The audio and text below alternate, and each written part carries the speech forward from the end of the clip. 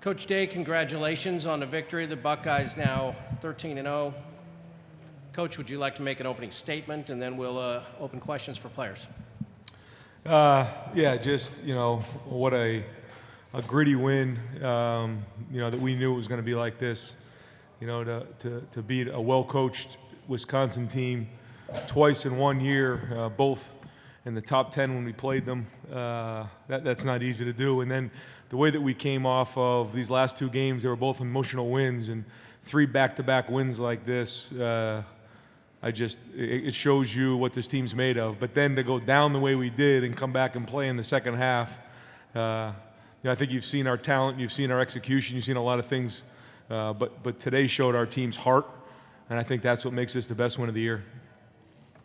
We'd like to remind our media, please, to raise your hand with any questions. We'll acknowledge you here from the podium. Front row, please go ahead. Hey, Ryan, Ari Wasserman, The Athletic. Were you nervous at halftime? Was I nervous? Yeah. Yeah, I was a little nervous. Yeah, but we had a group of guys in that locker room who were barking at each other that they weren't going to leave this place without a win, and then we all got together and said, this is like life. It isn't always going to work out the way you want it, and the challenge was we were going to find out what was really made inside of us, and I thought you saw that. Right, and since the day you took this job, you've known what was ahead in terms of the expectations and where people thought this program needed to be. When you're looking back now, you go undefeated your first year, you beat the rival, now you're a Big Ten champion. Can you just take a deep breath? I know there's goals ahead, you want to win a national title, but can you, at the baseline of where you got, can you finally feel good about, hey, we did what we were supposed to do? I don't know. I know what you're saying. There's a lot of stories to be told tonight. I don't think my story is one of them, but I will say, when people are given opportunities in life and there's certain high expectations, you can't worry about those things. You just have to go. You just have to believe in yourself. And I thought of this as an opportunity, not as a situation where people were going to expect something that was unrealistic. And you just go and you just put your trust in the team. And I think this coaching staff is the best coaching staff in America. And I think these leaders and these players are the best in the country. And we still got a lot of football to play. You can't exhale? I don't know. It just that game was such an emotional game. I think we'll kind of get back to the hotel, take a deep breath, and then maybe get to enjoy it. Coach, we're going to direct your attention to front row on your right, please. Tino Bovenzi from Spectrum News. Things didn't come easy for Justin today at all, the first half. And then the second half, he kept swinging and ends up turning out being the MVP of the game. Can you just speak on his play and how he responded? Yeah, well, he didn't get a chance to practice as much as he would have liked to this week, and so I think early on it was a combination of our protection and maybe him just being a little rusty, just not getting the amount of reps and live reps that he needed during the week. Being a quarterback, so much is timing.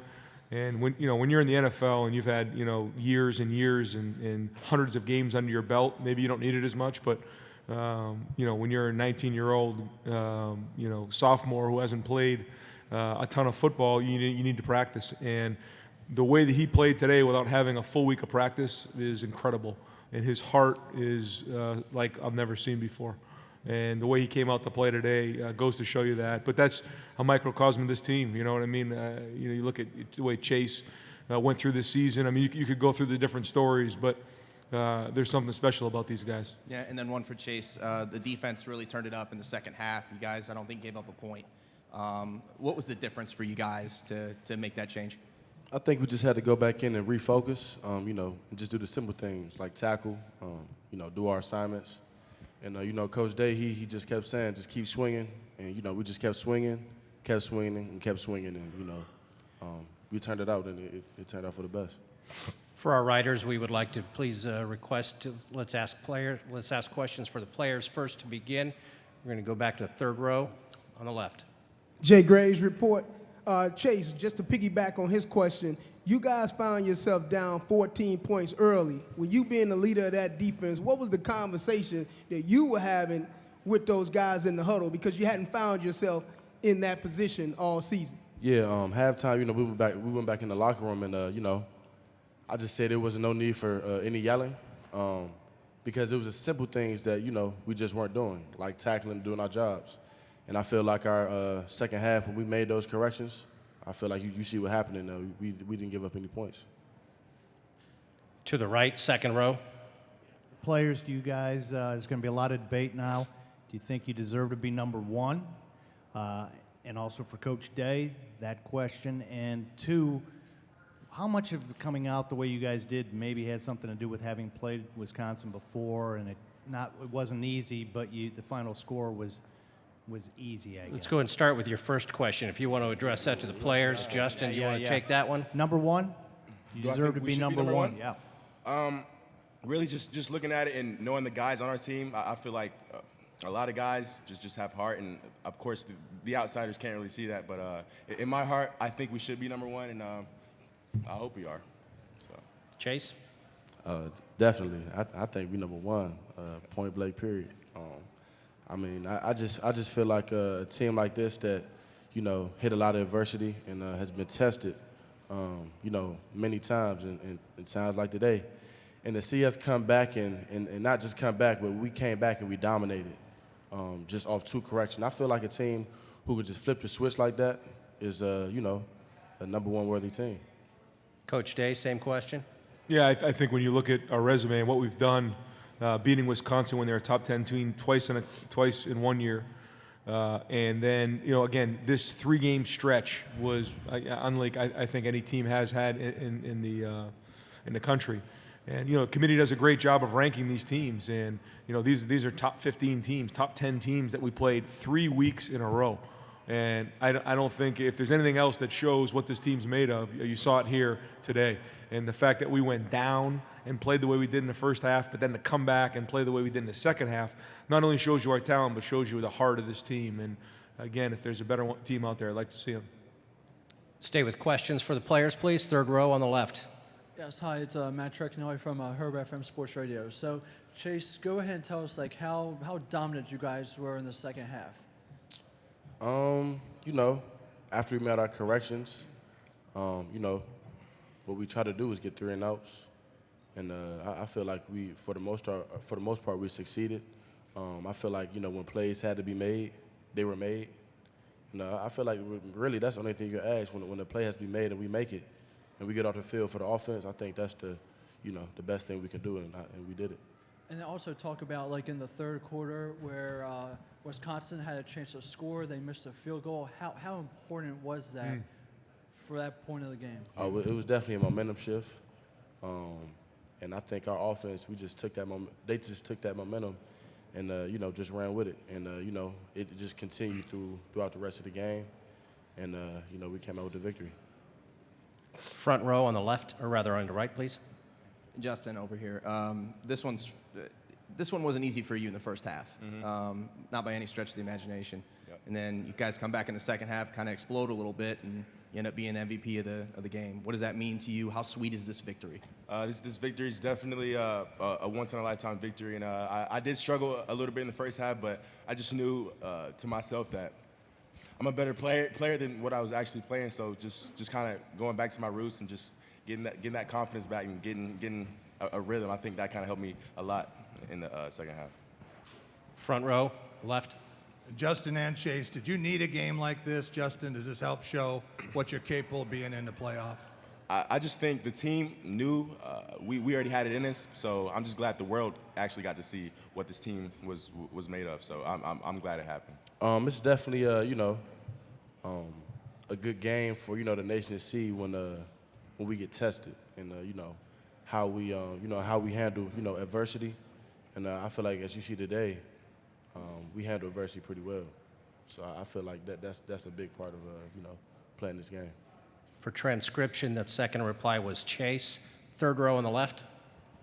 Chase, you missed a few games this season, but you came back and didn't lose any momentum on the way you were playing at the beginning of the season. Talk to everybody about how you were able to keep that same momentum going after missing 2 or 3 weeks. I think what I had to do is lean on, you know, my brothers, Coach Day, you know, all the coaches, my family, not really listen to the outside noise. And, you know, I never got, you know, my coaches and my team never said anything bad about the situation. they always had my back, and I feel like that just gave me even more confidence to, to continue every week and go out and, just try to play my best games. And, I just can't thank, my family and my teammates and my coaches enough for the support, because it made me go even harder. We'll take just a couple more for players, front row here left. Chase, the defense, can it, aside from what happened in the first half, how much better can this defense be over the next couple of games? We played Buckeye defense in the second half, I say. First half, we didn't play, we weren't ourselves. But I feel like as you see, in the second half, I feel like we played pretty lights out for the most part. And, obviously, in the first half, we made a lot of mistakes, a lot of missed tackles. So like I say every week, we just got to go back to the meeting rooms and just make our corrections. Do we have any remaining questions for the players? Back row. This is for Chase Young. Chase, how badly did you guys need that fake punt? And Drew Chrisman, he threw a bullet. Have you guys seen that in practice? Not maybe once. I'm trying to think. Maybe. I don't remember. But when he threw it, everybody was confused. I was like, whoa, like, what happened? And, it was a nice, pretty little, he floated it out there. It was a pretty pass. And, it definitely got us excited, definitely got the crowd excited. And I feel like that just continued our momentum throughout the game. We'll end on that one for the players. We'll dismiss Chase and Justin. Congratulations. Coach, as we look for our next question, do you want to address the fake punt question? Yeah, I felt like we needed a spark at that moment, and something that Mike Barnes had recognized that we thought we had a shot at, and we practiced it during the week, and Drew actually throws a pretty good ball, and, I always want to be aggressive, and we felt like we had it. We felt like we needed it at that point, kind of had to get a spark going, and, I thought that gave us a little juice there in the first half when we needed it. We'll take a few more for the coach. First row on the right, please. Coach, J.K. had another heavy carry game, and he delivered again. I mean, what does it say about him as a leader on this team to perform like this every single week, running the gauntlet on this tough schedule? Oh, man. I mean, 3 weeks in a row now, he's got 172 yards rushing on 33 carries. Wow. He ran hard. The offensive line, it wasn't. That's a good defense, and they kept swinging and swinging and swinging, and we were going uphill, and we knew we weren't going to run Justin in this game. That makes a huge difference. When you can't run your quarterback and we're not reading guys at the line of scrimmage, that changes everything. And so we knew going into the game that we weren't going to be able to do that. So we knew it was going to be hard, tough sledding, and they just kept swinging and kept playing hard. And I'm just proud of these guys, the way they responded. And then to follow that up, looking at the road ahead, it's most likely Clemson or Oklahoma, depending on where you guys end up, 1 or 2.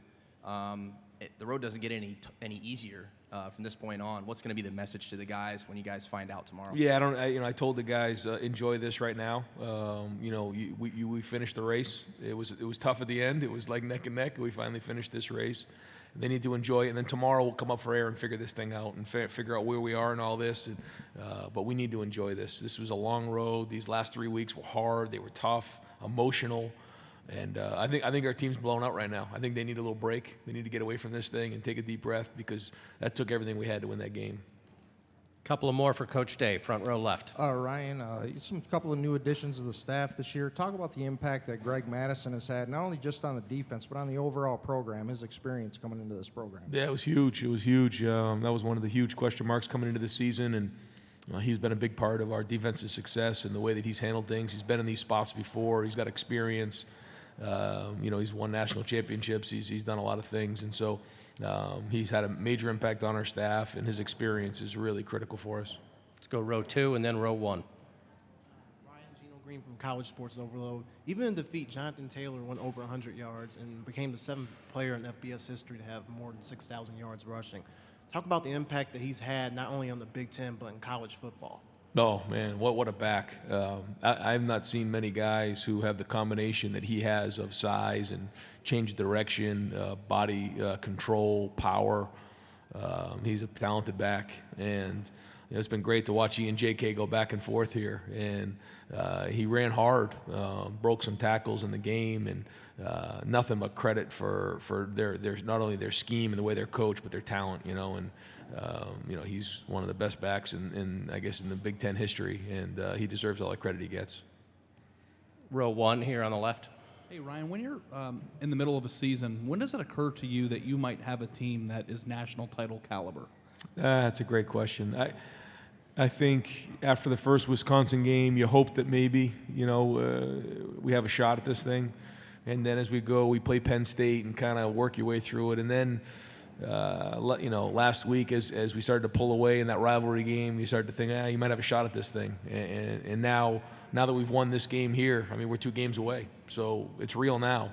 And we deserve to be in it. And I think we've done an unbelievable job of staying in the moment and not getting too far ahead of ourselves. But now it's real, and so we're in it now. And so I'd say after this game, now is when you can at least say, hey, we got a chance at this thing. We've got time for 2 more. We're going to go to the right side front row. Ryan, the moment when you got to lift the trophy with your guys up there on the stage, it's pure elation for you. But what did that really feel like after? This is your first year and you're undefeated still, Big Ten champs. What did that feel like? Well, I felt great for our coaching staff. It felt great for the leaders. It felt great for this team who we've been through a lot together, and I'm just proud of them. There were so many expectations put on us this season, going into the season, and our ability to stay locked in and week out and play together as a team. And then for the first real time face adversity, we're losing in a game, because that was the big question mark in my mind. What were we going to do when we went down 2 scores at halftime? Because we didn't know. And then we responded the way we did in that third quarter. It was unbelievable. I mean, you could feel the electricity in the stadium, and then we just imposed our will. And I think that goes to show you how special this team is. And, again, after these 3 weeks, they've been 3 emotional wins. And to get this championship, it was just a great feeling. Coach Day, congratulations. Thank you very much for your time. Thank you. Good luck going forward. Thank you.